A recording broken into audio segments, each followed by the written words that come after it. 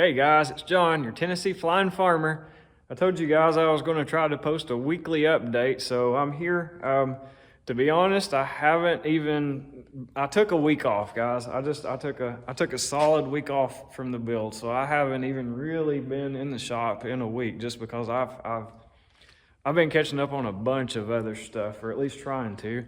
So anyway, today's the 8th. I am working my way back into the shop. I've got some stuff caught up, some personal stuff like getting the house cleaned out, and my basement's been a little bit of a mess, so I've been trying to get some things rolling the right direction there in this new year too. Anyway, I don't know how much I'm going to get done on it today either, or tonight. Right now I'm working on maintenance, so I've got my sander. I'm actually putting belt on the sander, a new belt. I've got several tools that I'm working on, so I'll go through that real quick and show you what I'm maintaining.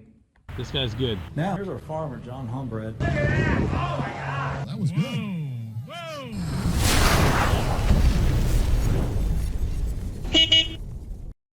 So the first one, of course, I just got through putting a new belt on the sander.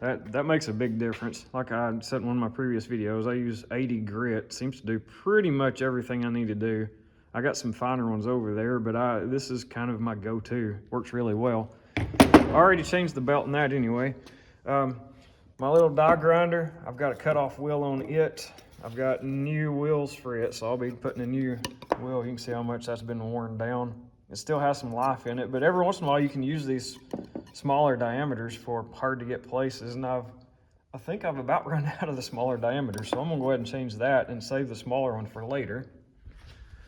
The other thing I'm working on, I got some stuff in here at the end of the year. So anyway, I have a new blade for my bandsaw. This one isn't real bad yet. I'll probably use it just a little more, so I'm not going to change it hardly yet. I also have a new wheel and a new belt for, well, the belt fits my belt sander, and this is just, it's getting pretty slick, guys. I've just about wore this thing out, so it still works and it's not broken or anything, so I'll probably jerk it off there and put it up for a spare just in case I need it. And the other piece I've got is for this bench grinder. This side here, actually I got this idea from a buddy, Kitplanes Enthusiast, one of his videos. He has some really cool videos on YouTube, so if you guys haven't seen his build videos and stuff on his Cruiser and Super Duty, you guys ought to catch it. Anyway, he had mentioned using these, so I got one, put it on this bench grinder, and it's been great. It's kind of almost like the Scotch-Brite pads, except it's in a disc form. You can get them in different hardnesses and that kind of stuff too, different grits, whatever. So I got the one he recommended, used it, and it's been, like I said, it's been great for deburring the edges of stuff and all that. Let's see, this grinder had a wire wheel on one side and a stone, I think, on the other side. Anyway, since I got this, I never use this side for anything anymore. I've had the stone on it for a while, and then I had this wire brush on it for a while. So anyway, I got the next grade, I guess, coarser of one of these. You can see there about how much I've used that one. Not a great amount. I mean, I've used it quite a bit, so it's wearing really nicely, actually. Anyway, I've got this new one of these. I'm gonna adapt it and put it on this side, so I'll have one that's a little bit finer for this side and one that's a little coarser for this side, and I'll be able to use whatever I need to, or I'll have a backup or whatever. But anyway, I do like these wheels on this bench grinder. I use them a lot more than I ever use the grinder for grinding, since I've got that belt sander. Okay guys, I've got that done. New belt on the sander. I've got the other wheel put on my bench grinder.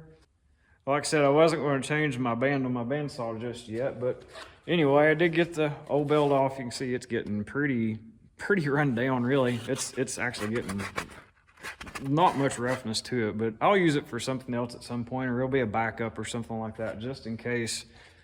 Rarely, but occasionally, you'll get something other hang up or a sharp edge right in the side of that, and it'll cut it. It'll just come apart and cut the belt in two.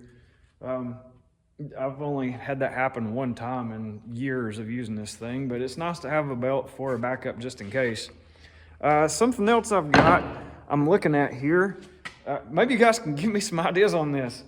I've got the Snorkel cap from my 701. I've decided to go with the Snorkel because I was having a little bit of trouble especially with my taxiway being banked so hard. If I come down out of my taxiway full of fuel and I don't have a right and a left cutoff or anything, so my tanks they've drained down into a header tank, and there's nothing to keep fuel from going to the left tank to the right tank if the airplane's sitting at a pretty extreme angle. So when I'm on my taxiway down at the bottom doing my run up and the airplane's sitting on the banked surface, if I was full of fuel, the fuel from the left tank would run over into the right tank, and it would essentially come out the right tank and onto the top of the wing. And it only happened when it was just completely full.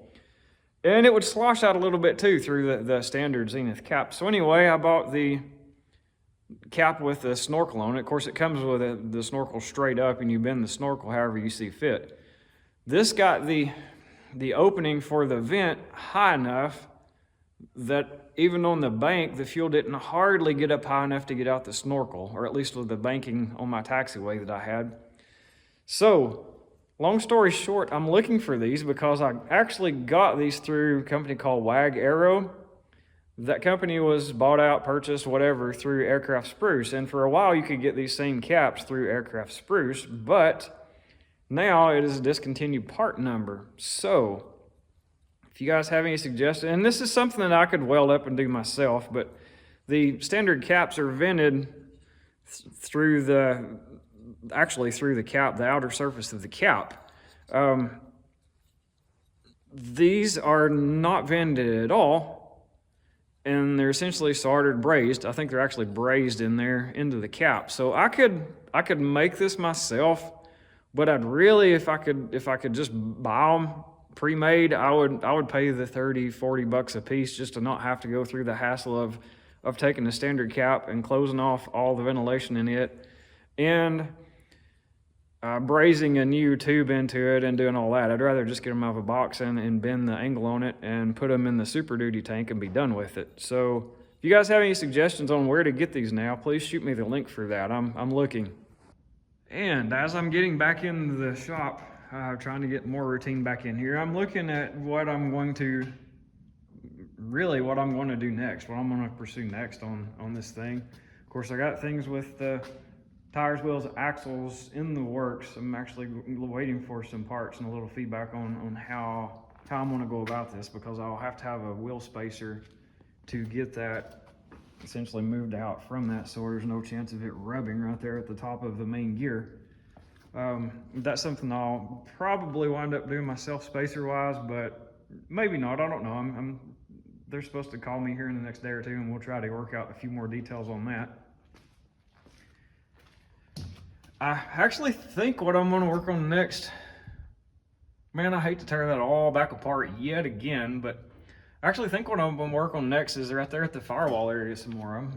I'm considering, I got to look at this a little bit more. So today is not that much physical. I'm actually kind of looking at what all I'm going to do right here, firewall area.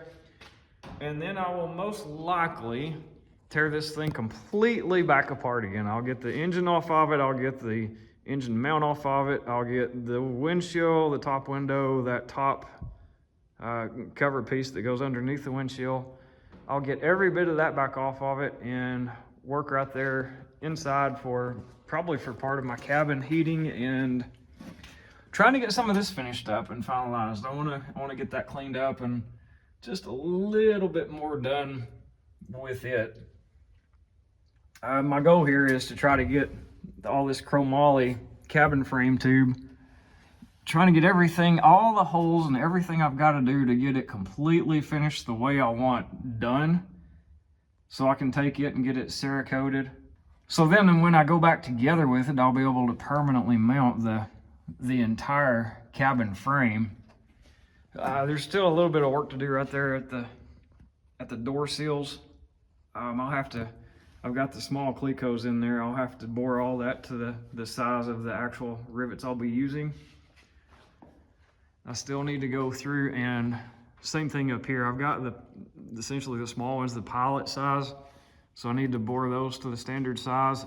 I'm going to thread that main tube, so I need to get that off, bore those to the size that I can send a tap through, and then I'll need to tap them for my screws. And same story for the sides here. So I actually have quite a bit to do.